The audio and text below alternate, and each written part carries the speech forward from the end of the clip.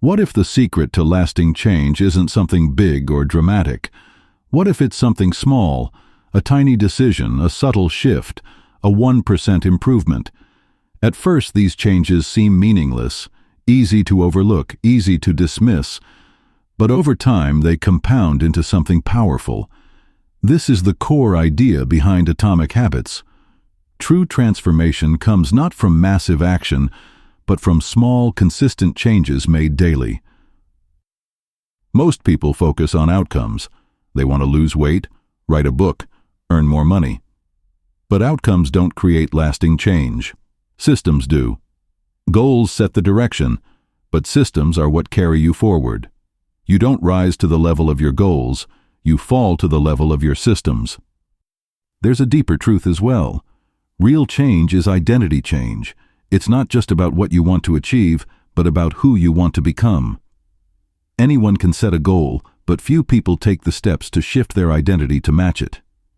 It's not, I want to run a marathon. It's, I am a runner. It's not, I want to write a book. It's, I am a writer. Habits that align with your identity are the ones that stick. Every small habit is a vote for the kind of person you want to be. Alone, a single vote doesn't matter much. But the more you repeat a habit, the more you reinforce that identity. This is the power of atomic habits. Small, seemingly insignificant actions, repeated over time, leading to extraordinary results. Chapter 1. The 1% Rule. The surprising power of tiny gains. Change often feels overwhelming because we think it has to be massive. But what if improvement didn't require sweeping overhauls? What if just getting 1% better every day could radically transform your life? That's the premise of this chapter. Tiny improvements, made consistently, lead to significant outcomes over time. It's not just a theory, it's math. If you improve by just 1% every day for a year, you'll be 37 times better by the end of it. But if you decline by 1% daily, you're close to zero. Habits compound, whether they're working for you or against you. James Clear illustrates this with real-world examples. The British cycling team, once infamous for their poor performance, became a world-dominating force after embracing the idea of marginal gains. They didn't try to overhaul everything at once. Instead, they focused on improving every tiny aspect: bike seats, uniforms, even hand-washing techniques. The result? Multiple Tour de France victories and Olympic golds. The power wasn't in any single change, it was in the accumulation of many small ones. The same principle applies to our daily lives. Too often people give up on positive habits because they don't see immediate results. You go to the gym for a week and don't look any different. You eat healthy for a few days and don't feel better. But results lag behind behavior. Habits are like seeds planted in the soil. You don't see the outcome right away, but growth is happening beneath the surface. Success is the product of daily habits, not once-in-a-lifetime transformations. The chapter ends with a crucial message. Forget about goals for a moment and focus on the system instead. Goals are good for setting direction, but systems are best for making progress. It's not about doing something amazing once. It's about doing something simple consistently. Master the art of showing up. Build the habit. Get 1% better today. Chapter 2. How habits shape your identity. Every habit we build is not just a behavior, it's a statement about who we believe we are. The process of lasting change begins not with what we want to achieve, but with who we want to become. There are 3 layers to behavior change. The outermost layer is focused on outcomes: losing weight, writing a book, quitting smoking. The middle layer is about the process: developing a workout routine, building a writing schedule, or implementing a method for breaking a bad habit. The deepest layer is identity, what you believe about yourself, your self-image, your worldview. Most people start with the outcome. They set a goal and try to act in alignment with it. But change that begins at the outcome level is often temporary. If it conflicts with your identity, it won't last. For example, Someone trying to quit smoking may say, "I'm trying to quit." That still identifies them as a smoker. In contrast, someone who says, "I don't smoke," is making a decision based on a new identity.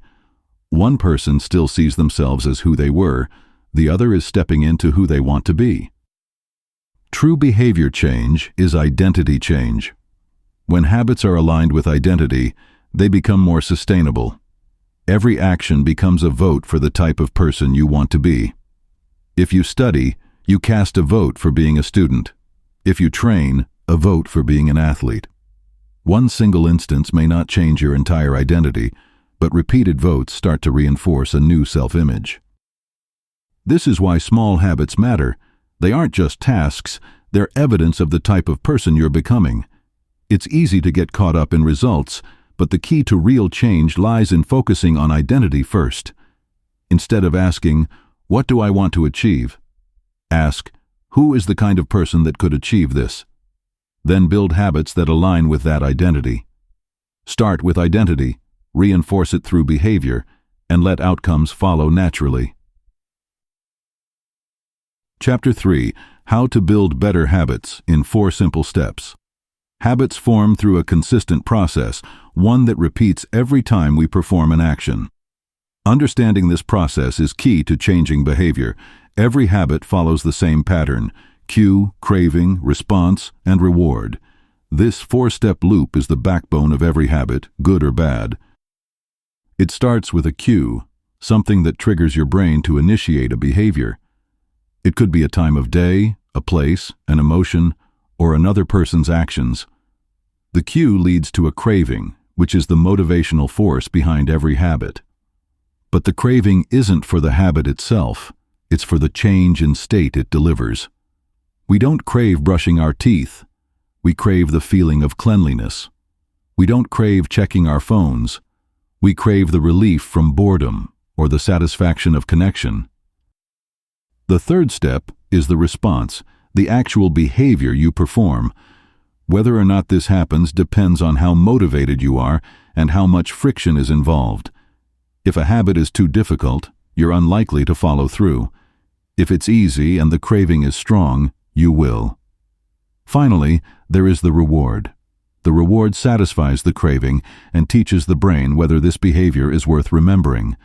If the experience is satisfying, the habit loop is reinforced and more likely to be repeated. These 4 stages are not just a framework for understanding habits, they offer a strategy for changing them. If you want to build a good habit, you need to make the cue obvious, the craving attractive, the response easy, and the reward satisfying. On the flip side, if you want to break a bad habit, you need to do the opposite. Make the cue invisible, the craving unattractive, the response difficult, and the reward unsatisfying. By mastering this simple loop, you gain the ability to reshape behavior with intention rather than relying on willpower alone. Every habit you build or break runs through this loop. When you understand the system, you can begin to work with it, not against it. Chapter 4: The Man Who Didn't Look Right. Before you can change your habits, you need to become aware of them. You can't improve something if you don't notice it's happening. Often, our habits operate on autopilot. We move through daily routines, checking the phone, grabbing a snack, turning on the TV, without thinking. Awareness is the first step toward change. Sometimes this awareness is instinctive. In life or death situations, our ability to detect subtle patterns can make all the difference. There are cases, for instance, where people have sensed danger just by noticing something that felt off. These instincts come from deep familiarity with the environment, a subconscious awareness of what is normal and what isn't. This same kind of awareness can be developed in everyday life, especially when it comes to our own behaviors. To build this awareness, one simple strategy is to use a habit scorecard. This involves writing down your daily habits and labeling them as positive, negative, or neutral. You're not trying to change anything at this stage, just observe. From brushing your teeth to checking social media, record each action as it happens, or reflect on your routine at the end of the day. The goal is to bring these unconscious behaviors into conscious view. This process of listing and labeling helps you confront the reality of your habits. You begin to see which actions serve you and which ones don't. It's a mirror held up to your behavior, offering clarity without judgment. Once you have this clarity, change becomes possible. The first step in building better habits is simply to notice what you're already doing. Only then can you decide what to continue, what to stop, and what to start. Chapter 5. The best way to start a new habit. Starting a new habit often feels difficult not because of the habit itself, but because of the lack of a clear plan. Vague intentions like, "I'll eat healthier" or "I'll start exercising" rarely lead to meaningful change. What works far better is making the intention specific. The most effective way to do this is through a method known as implementation intentions. This means deciding in advance exactly when and where you'll perform a new habit. The formula is simple. I will behavior at time in location.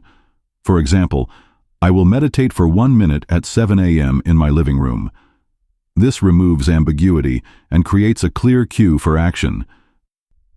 Another powerful technique for starting a habit is habit stacking. Instead of creating a habit from scratch, attach it to one you already do consistently. Think of your current habits as anchors. They are already part of your routine and can serve as a stable foundation for new behaviors. The formula for habit stacking is, after current habit, I will new habit. For example, after I brush my teeth, I will journal for 1 minute. Or, after I pour my morning coffee, I will read 1 page of a book. By linking a new behavior to something familiar, you make it easier to remember and easier to do. Both strategies, implementation intentions and habit stacking, help solve one of the biggest problems in habit formation: forgetfulness and lack of clarity. When you don't have to decide in the moment, you're more likely to follow through. These methods take advantage of your environment and existing routines to create a pathway for success. Starting a new habit isn't about motivation, it's about structure. With a clear plan and a reliable trigger, even small actions can become automatic over time. Chapter 6. Motivation is overrated. Environment often matters more. When it comes to building habits, most people rely heavily on motivation. But motivation is fickle. It rises and falls. Some days you feel inspired, other days you don't. What actually has a far more consistent and powerful impact on your behavior is your environment. The spaces you live and work in silently shape your choices every day. If your phone is on your desk, you'll probably check it. If there's a bowl of fruit on the counter, you're more likely to eat it. The cues that surround you have more influence than you realize. Habits are often a response to what's visible. We pick up the book because we see it on the nightstand. We drink water because we see the bottle on the table. Visual cues are incredibly effective because they trigger our behavior automatically. That means the easiest way to build a good habit is to design your space to make the cue obvious. Want to read more? Leave a book on your pillow. Want to stretch in the morning? Set a yoga mat on the floor next to your bed. This works in reverse, too. If you want to break a bad habit, reduce the exposure to the cue. Hide the remote. Leave your phone in another room. Put the junk food on the highest shelf, out of sight. When the cue isn't obvious, the craving never gets triggered. You don't need more discipline, you need less temptation. The takeaway is simple.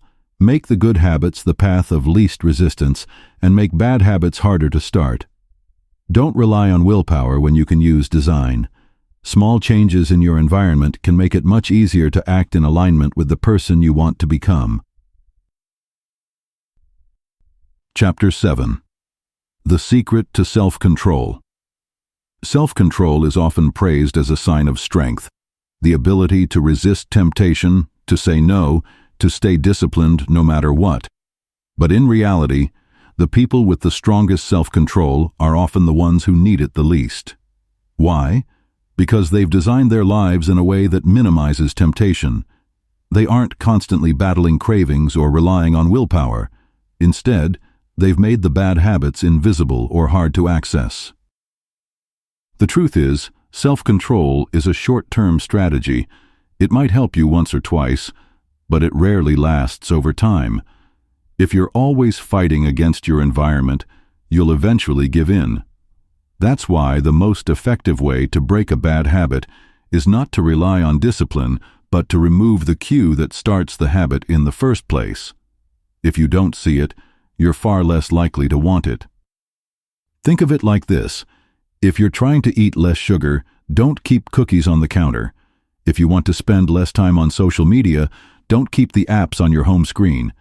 If you want to stop staying up late, don't keep a television in your bedroom. Reduce exposure, and the craving weakens. Changing your environment is not a sign of weakness. It's a smart strategy. Rather than forcing yourself to be stronger, make the temptation less available. It's easier to avoid temptation than to resist it. Self-control becomes far easier when you don't need to use it all the time. Chapter 8. How to make a habit irresistible. Every habit starts with a craving. Without it, there's no motivation to act. But not all cravings are created equal. Some habits are so appealing we find them hard to resist, while others, even those that are good for us, feel like chores. The key to making good habits stick is to make them attractive. The more appealing a habit feels, the more likely you are to follow through. Our brains are wired to respond to rewards. Over time, we've learned to associate certain behaviors with pleasure or satisfaction, and that association drives us to repeat those behaviors. The craving you feel before a habit isn't for the habit itself, it's for the feeling it promises. You don't crave brushing your teeth, you crave the clean feeling afterward. You don't crave exercise, you crave the energy or confidence that comes after. To make habits more attractive, one powerful strategy is called temptation bundling. It works by linking an action you want to do with an action you need to do. For example, let's say you enjoy watching your favorite show but need to exercise more. With temptation bundling, you could allow yourself to watch that show only while walking on a treadmill. This pairs something enjoyable with something beneficial, making the overall experience more rewarding. Temptation bundling takes advantage of the brain's tendency to seek immediate pleasure. When you combine something pleasurable with a useful habit, you reduce the friction that normally discourages you from taking action. It becomes easier to get started because you've layered something you already want on top of a behavior you're trying to adopt. Over time, the habit itself may become more enjoyable simply through this positive association. Another way to make habits more attractive is by leveraging the influence of the people around you. Human behavior is highly social. We tend to imitate the habits of three groups: the close, family and friends; the many, social norms and crowds; and the powerful, those we admire or look up to. If the people around you value fitness, reading, or entrepreneurship, you're far more likely to develop those same habits simply by being in their presence. Joining a group where your desired behavior is the norm is one of the most effective ways to change. When behavior feels normal or expected within your community, it becomes much easier to stick with it. Belonging motivates you to stay consistent. You're not just working toward a personal goal, you're reinforcing your identity within a group. Ultimately, making habits attractive means aligning them with your brain's natural desire for reward and connection. Whether through temptation bundling or social reinforcement, the more you can make a habit feel enjoyable or valued, the more likely it is to become a lasting part of your life. Chapter 9. The Role of Family and Friends. Human beings are deeply social creatures. Much of what we do because of the people around us. Whether we realize it or not, our habits are shaped by the culture and environment we live in, especially by the people we spend the most time with. Family, friends, co-workers, even casual acquaintances all contribute to what we see as normal. When it comes to habit formation, the social environment can be either one of the most powerful forces for change or one of the greatest obstacles. We tend to imitate the behavior of three key groups: the close, the many, and the powerful. The close are the people we interact with every day: family, friends, colleagues. Their influence is the strongest because of proximity and emotional connection. If your partner exercises regularly or your coworkers take walking breaks, you're far more likely to adopt those same habits. When those you care about model a behavior, it doesn't just feel acceptable, it feels expected. The second group, the many, represents social norms, the behaviors that are common or popular within a group or society. We're hardwired to seek belonging, and part of that involves conforming to what others do. If most people in your circle eat healthy, read often, or invest in self-improvement, you're likely to follow that path simply to fit in. On the flip side, if your group often drinks, procrastinates, or avoids effort, it becomes harder to break free of those patterns. The third group, the powerful, includes people we look up to: leaders, experts, influencers, or anyone we admire. Their habits carry weight because they symbolize success or respect. We often mimic them in hopes of gaining similar status or results. Watching someone we admire practice discipline or build a strong routine can motivate us to mirror their behavior in our own lives. One of the most effective strategies for building better habits is to join a group where your desired behavior is the norm. When you surround yourself with people who already live the way you want to live, change becomes easier and more natural. You're not just trying to form a new habit, you're reinforcing an identity that the group supports. In this kind of environment, positive habits are encouraged, praised, and celebrated. Belonging creates motivation. Habits are contagious. You absorb them from the culture you're part of. That's why being intentional about your social environment is just as important as managing your physical one. If you want to make real, lasting change, find people who live the way you want to live, and let their habits become your own. Chapter 10. Walk slowly, but never backward. When it comes to habits, one truth becomes clear: repetition matters more than perfection. It's not about doing something flawlessly, it's about doing it consistently. Progress doesn't come from a single instance of greatness, but from showing up again and again. Too often, people focus on achieving the ideal version of a habit right away, aiming for the perfect workout, the perfect writing session, the perfect morning routine. But this mindset creates unnecessary pressure and delays action. The key is to start small and focus on building the habit first, then worry about improving it later. You don't need to map out the perfect strategy before you begin. What matters most is establishing the behavior as part of your routine. The frequency of action is what teaches your brain to automate the habit. The more you repeat it, the more natural it becomes. Habits are not built by intensity, they are built by consistency. This is why the people who succeed in changing their lives aren't necessarily the most disciplined or talented. They're the ones who keep showing up. They build momentum by sticking to their habits, even when it's inconvenient or uninspiring. Missing a day doesn't ruin the process, but waiting for the perfect moment to act often does. Progress comes from embracing imperfection and putting in the reps. There's a concept called automaticity, the point at which a behavior becomes automatic. Research shows that it doesn't happen after a set number of days, like the often cited 21 days.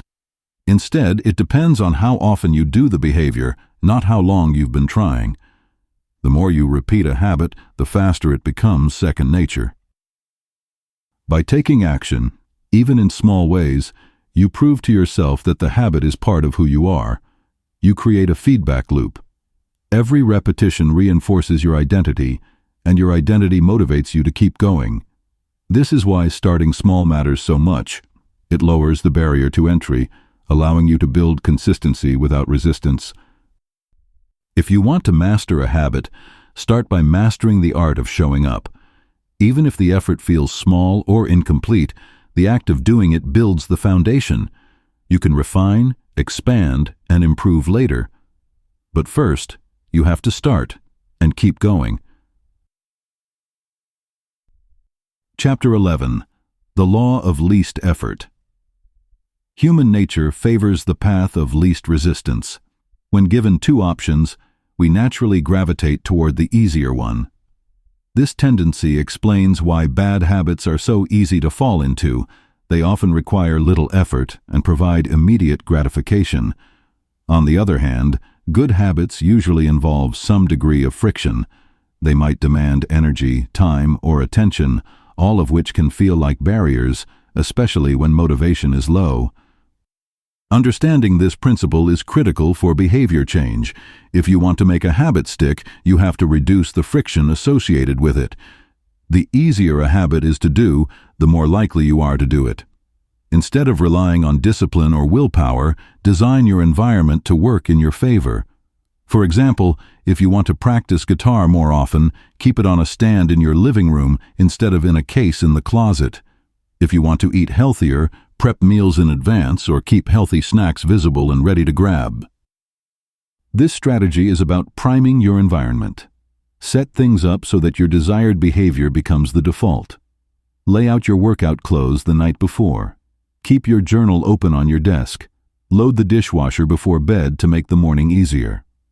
When your environment is prepared, the behavior that once felt like a chore starts to feel automatic. The less effort required to start, the more likely you are to follow through. This idea also works in reverse.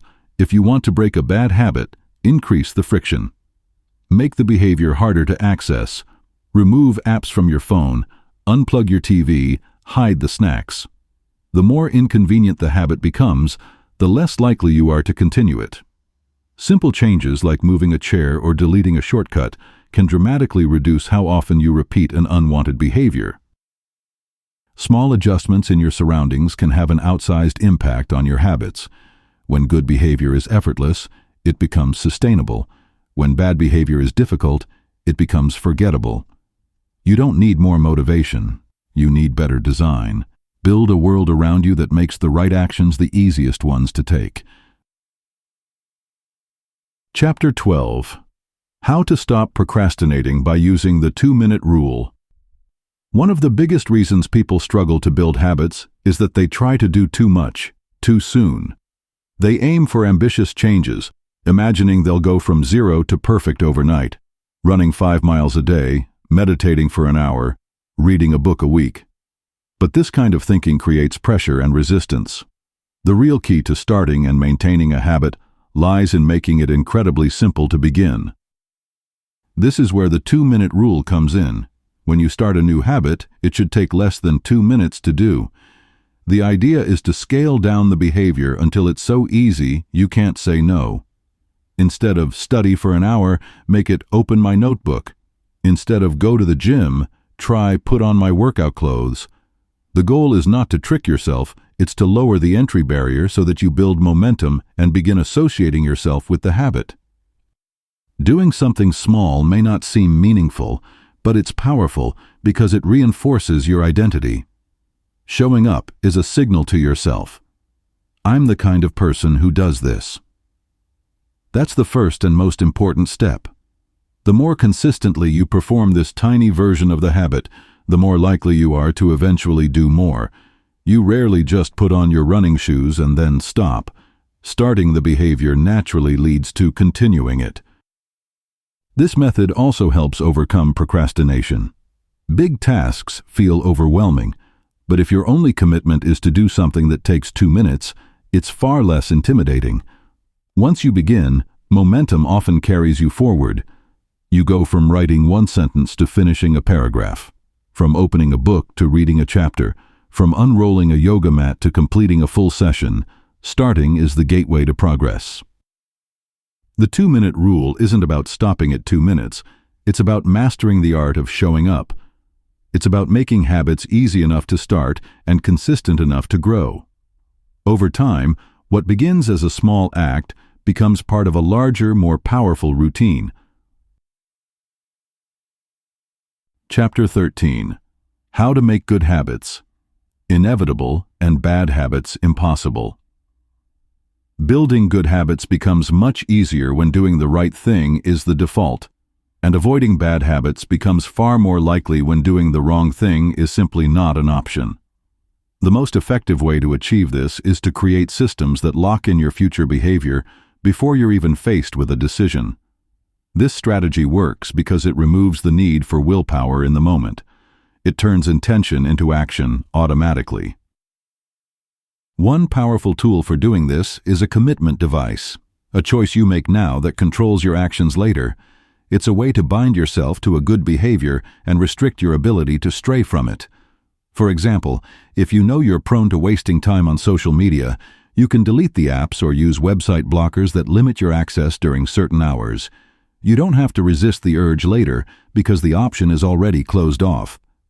If you tend to overspend, you might leave your credit cards at home or create a budget that restricts impulsive purchases. In both cases, you're using your present self to protect your future self. Commitment devices are effective because they eliminate the need to make a decision when you're vulnerable, tired, distracted, emotional, or tempted. Once the decision is made in advance, your environment enforces the behavior for you.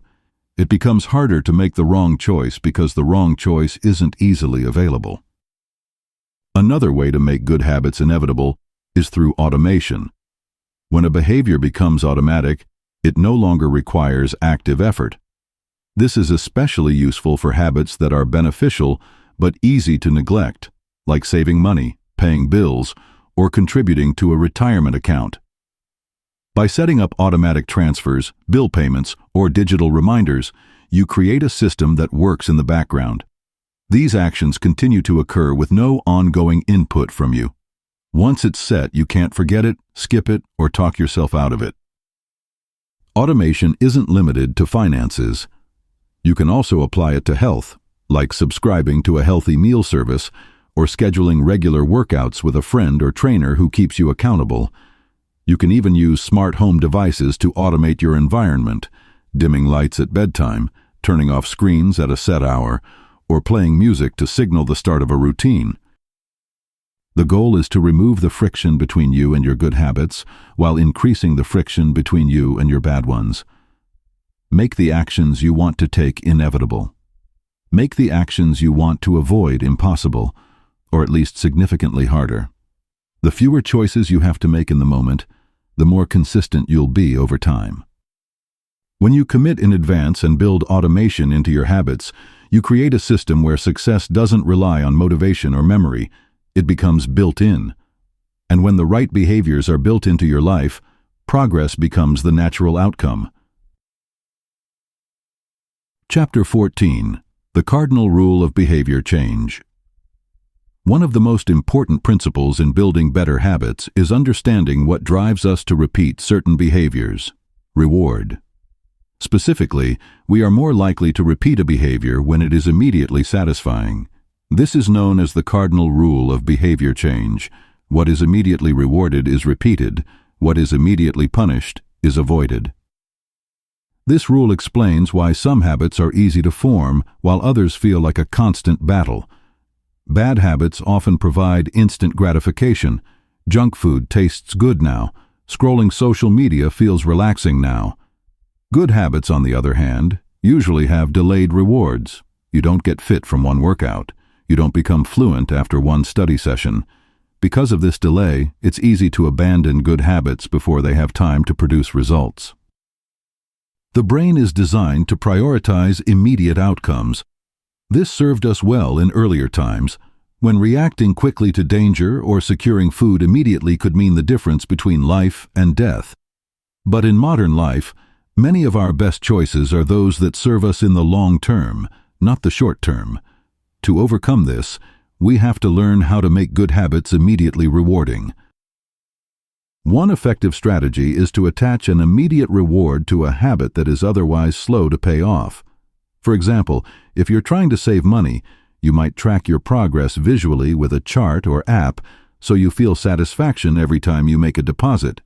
If you're trying to work out more, you might allow yourself to watch a favorite show only while on the treadmill. These small, satisfying moments help reinforce the habit, even when the long-term results are still invisible. Creating immediate rewards helps bridge the gap between effort and outcome. It gives your brain a reason to repeat the behavior before the deeper benefits arrive. Over time, as the identity associated with the habit strengthens, the behavior begins to feel rewarding on its own. You don't just go for a run to earn a reward, you go because you see yourself as a runner. The key is to make the habit enjoyable now, so it has a reason to survive long enough to become meaningful later. By designing immediate rewards into your habits, you align the natural instincts of your brain with the goals of your future self. Chapter 15. How to keep your habits on track. Building a habit is one thing, keeping it going is another. Many people start strong only to lose momentum over time. The initial excitement fades, progress slows, and daily life starts to get in the way. That's why one of the most valuable strategies in long-term habit formation is tracking. What gets measured gets managed, and what gets tracked gets repeated. Habit tracking is a simple way to visualize your consistency. You mark an X on a calendar, check off a box in a notebook, or log your progress in an app. Each mark is a small piece of evidence that you showed up. Over time, these marks form a chain, and seeing that chain grow becomes satisfying in itself. It creates a sense of momentum, a visual cue that reinforces your identity and motivates you to keep the streak alive. The beauty of habit tracking is that it turns abstract goals into something tangible. It provides immediate feedback. Yes, I did what I said I would do today. That small win, repeated daily, builds trust in yourself. Even more importantly, it removes ambiguity. You don't have to wonder whether you're making progress. The record shows you are. Of course, the goal is not perfection. Everyone misses a day now and then. What matters most is avoiding 2 missed days in a row. Missing once is an accident. Missing twice starts a new habit, the habit of not doing the thing. The quicker you recover from a slip, the more resilient your habits become. Instead of focusing on the failure, focus on re-establishing the pattern. Get back on track as quickly as possible. Habit tracking also helps uncover where and why habits break down. If you notice gaps in your tracking, ask what caused them. Was the habit too difficult? Was the environment wrong? Were you trying to do too much at once? These insights allow you to make small adjustments so the habit fits more smoothly into your life. In the long run, tracking becomes less about the streak and more about the identity it reinforces. Each completed day is proof that you are the kind of person who keeps promises to yourself. You show up, you follow through, and over time, that consistency shapes who you become. Chapter 16. The Importance of Belief and Accountability. One of the most overlooked elements of lasting habit change is belief. It's not enough to know what to do or even how to do it. You also have to believe that change is possible and that you're capable of sustaining it. Without belief, habits are fragile. They break under pressure, falter during setbacks, and collapse when things go wrong. But with belief, habits can endure even the most difficult moments. Belief doesn't have to start big. In fact, it often grows slowly, emerging from small wins. When you prove to yourself day after day that you can follow through, belief begins to take root. You see yourself differently, not as someone trying to change, but as someone who does the thing. You don't just exercise. You're the kind of person who works out. You don't just write. You're a writer. The more consistent the behavior, the stronger the belief becomes. Still, no one succeeds alone. Belief is reinforced most powerfully in community. When you're surrounded by people who support your goals, who live out the habits you aspire to adopt, your own faith in change grows stronger. You see others overcome obstacles, and you start to believe you can too. When others expect certain behaviors from you, showing up to a workout, keeping a promise, sticking to a routine, it becomes easier to meet those expectations. Accountability in this way is a powerful motivator. One of the most effective forms of accountability is a habit contract, an agreement you make with someone else that clearly states what habit you're committing to and what happens if you fail to follow through. This might involve a friend checking in, a public declaration, or even a financial penalty for missing a task. While this might sound strict, it creates a real sense of commitment. You're no longer relying on motivation alone. You're relying on structure and external support. The key insight here is that habits are not just about actions, they're about identity and belief. You're building more than a routine. You're building trust in yourself. You're learning that you can change and that the change is real and lasting. And with the support of others, whether through community, friendship, or accountability, you strengthen that belief even further. Ultimately, the most powerful habits are the ones that are tied to who you believe you are.